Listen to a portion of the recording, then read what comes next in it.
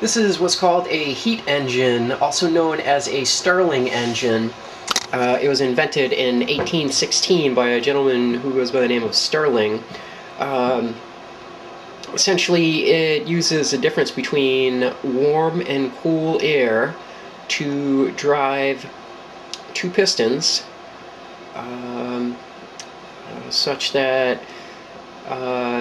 they are connected mechanically and they're connected by airspace. So one of the cylinders housing a piston is warmed, the other cylinder housing a piston is cooled, and by the differential they drive the mechanical cam, which is or they drive the mechanical they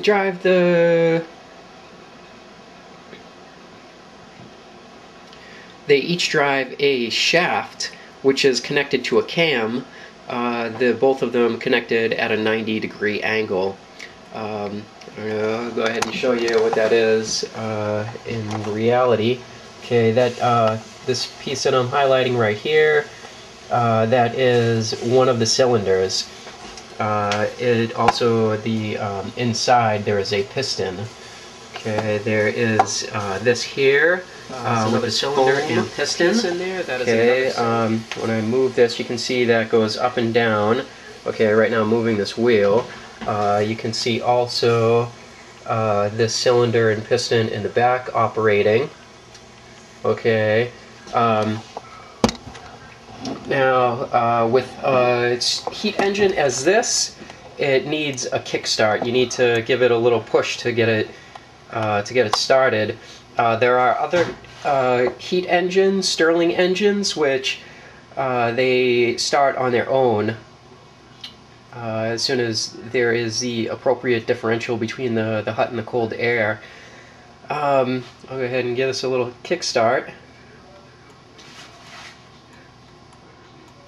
And you can see it'll accelerate up nicely to the speed for which the heat is providing. The hot air is coming from the water underneath this, which I had microwaved for about 2 minutes. The cooled air is the air above the surface of this piston right now, and it will probably go like that for hours. The last time I put this on a cup of hot water out of the microwave, it was going about 2 hours after I had first set it up, and it had not stopped until, I don't know, I didn't notice that it stopped until about 7 hours later. I happened past it and it had finally stopped. But this is the surface on top of this disc. The disc in the cylinder is black so as to collect the sunlight, because in addition to being able to run on air that is heated by water, it could run also on air heated by the sunlight. The sunlight would come in through the top of this plastic surface, which is see-through, and irradiate the top of this black disc, thus causing warming of the disc on the top, and that would be the heated air to radiate this to begin its motion. What else is there to know about the heat engine? The heat engine is a suppressed technology. It was invented before the steam engine, and it is as useful as any type of engine. It could be used to, say, spin magnets past wire coils to generate electricity, which then could be used to power an electric vehicle.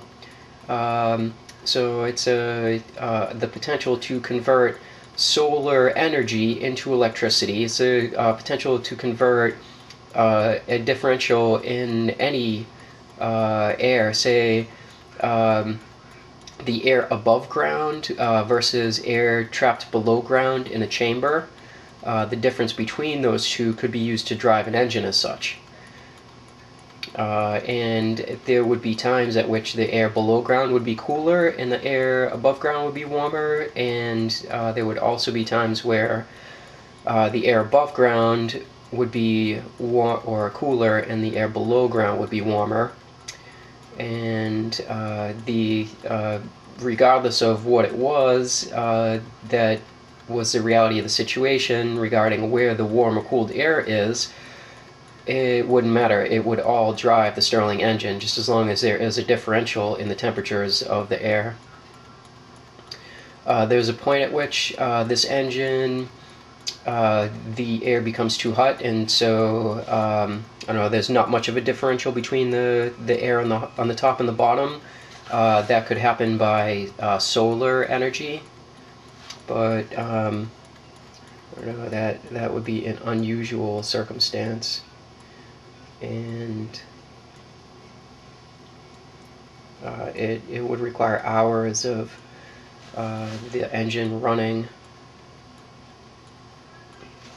or it would be accomplished hours after the engine began to run, based on a solar temperature differential negation by the overheating of the heat engine.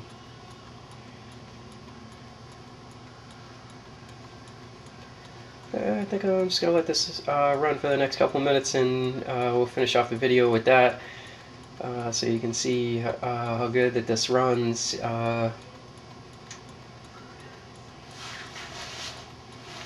how well sustained